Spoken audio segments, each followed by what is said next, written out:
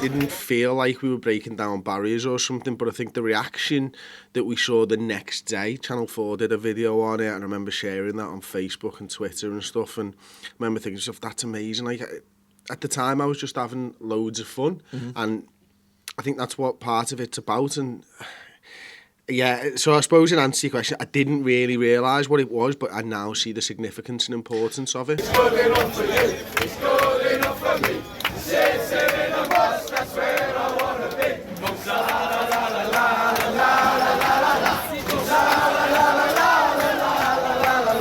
It's funny because I think my initial reaction to it was, because you just hear the word and you're not sure, you're trying to fathom out what the words to the songs are, because inevitably it's a load of really drunk people bouncing up and down singing stuff, and there's a couple of new songs there that we were kind of going, what are they saying there? Are they talking about being Muslim? And then your initial thing is to pass it through the filter of, is that okay? Are they just to check, are we saying something that we're allowed, that's allowed to be said? Because let's be honest, football chants get started. There was a Mane song, I think, that got started that's not fit for public consumption. There was, you go back to the Man United Lukaku one. I think a lot of these things are just started because people have a laugh and they say things and whatever. And here's the thing, I don't think this song was absolutely not started in any way of like, we're going to celebrate Muslims, we're going to celebrate Muslim culture, we're going to celebrate the diversity of Liverpool. But therein lies the beauty of Liverpool's fan base, I think, is that it's something that's been done off the cuff, and it's something that, you've and what it's led to is a bunch of lads who, from all kinds of different denominations and backgrounds and ages and Races, social classes, whatever, basically singing about, he's good enough for me and I'll be a Muslim too. And I love the positive naivety about that. I love the fact that no one's gone, why are you saying, you know what I mean? Like, you could imagine there would be a lot of stupidity and bigotry around football. Exactly. It wouldn't shock you with the cliches around football fans. And look, there's plenty of whoppers who go to football games. Let's not get past that. But I love the purity of it. I love the fact that it just started out and people sang it without questioning it, and I think that can work both ways to some extent. But I think that's a great positive example of how a fan base, we're not too far removed from Chelsea fans pushing a black guy off a train in Paris. You know what I mean? Like European aways. We're not too far removed from some horrendous stuff that Liverpool fans and football fans in general would do when going on European aways. So I'm dead proud in a really weird way. Not unlike, I'd be more proud in some respects, I guess, if it was like if people had gotten together and decided to do it. But equally, on the flip, I do actually like the spontaneity of it, if that makes sense. Yeah, the chant's amazing for a start, like that, and the players amazing, and I'm a big Dodgy fan, Chris. Football's such an inclusive sport, isn't it? I mean, not to go too in depth on religion and racism on this and stuff, but I think people don't see race and religion and colour when they're looking at a football kit that they understand and that they love. Yeah. I think that is just a crazy part of life where even racists probably don't think racially about the footy because they love something so much that they're just blinded to it. And that's one of the things that I love about football, is that football in itself breaks down the fucking barriers. Yeah. And that's an incredible thing. Yeah, absolutely. I've made mention of this on videos in the past, but we're just within our lifetime of supporting football, it's changed massively. I still go back to the days of, I remember being at games and hearing monkey chants and seeing bananas thrown at footballers and stuff like that. Like, and it's mad to think about it, but it's just not that long ago. And it's not that long ago since there was a lot of racists at the football.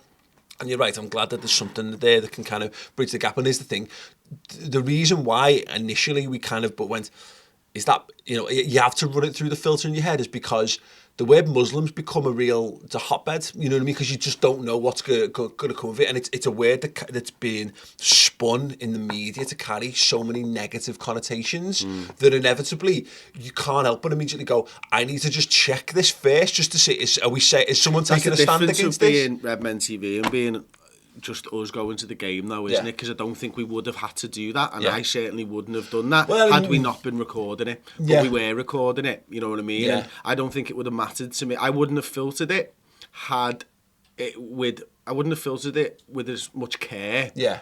If I was just singing it and I wasn't recording, Yeah. I'd have just got up into the moment of it a little Yeah. bit more, because I didn't think there was anything racist about it, Yeah. because the words are like, I'll be Muslim, that's basically saying I want to be a Muslim. Yeah, yeah, so there's exactly. fuck all racism involved in it. Oh, but when absolutely. you've got an audience and people who listen to you and watch your stuff, you do owe them due diligence as well. Yeah, and that's the thing why. Yeah. And I think even though, I think some people are applying this due diligence for no reason. Yeah. Yeah, I've seen a few people, and again, it's because people think it's that word. People are scared of that word. They are, People are scared of loads of words. Well, Western media has exactly. pretty much done that. Exactly, and that's just because when you see that word, it is so often associated with negative things that you kind of it is just an immediate reaction to go, hang on. Oh no, something nice is being said. Oh great, fantastic. And that's what I love about, one of the things I love most about this football club is that we just don't care. You know, if you're seeing right-wing views, then odds are they're not going to fit in with the mentality of the vast majority of Liverpool's fan base. And again, I'm not saying it's exclusively Scousers who are over in Porto. It's not, but it is that there is very much a hotbed of young Scouse lads who go away and do that kind of thing more than I see in big groups at Anfield. Yeah, certainly. Absolutely. And when you see the lads who are bouncing to it, and these are lads who are in the late teens and the very early 20s, that's amazing, because these lads are the future of Liverpool's fan base. You know, some of them might have been raised, but I'm hoping now that they're almost a generation removed from it's your granddad or your great granddad now who's the last generation of those who are doing that. We've got a far more open minded, a far more tolerant fan base. To be fair, Paul, you just have to walk down the street in any cosmopolitan area of the country. Yeah.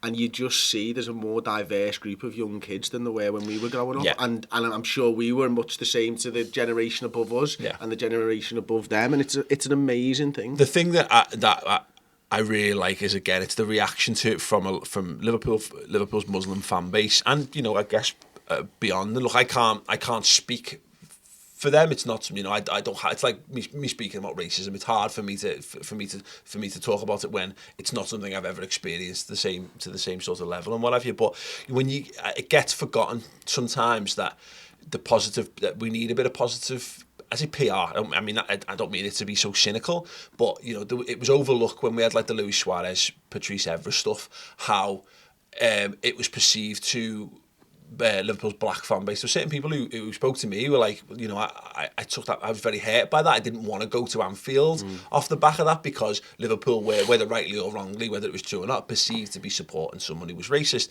So to have that and to see the outpouring of like, wow, thanks, that's great from Muslim supporters. It shouldn't be underestimated. Wow, how such a simple thing as that, I think, Liverpool have a bad reputation, I think, from outside of the city sometimes, and a lot of that is just, and to some extent rightly so, lingering from your Heisels and what have you.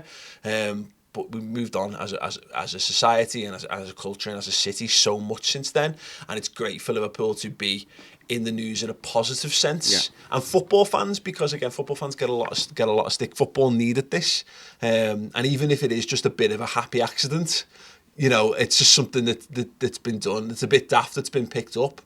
Great, no reason why we should give it any less credit than it deserves for what it is. Exactly right.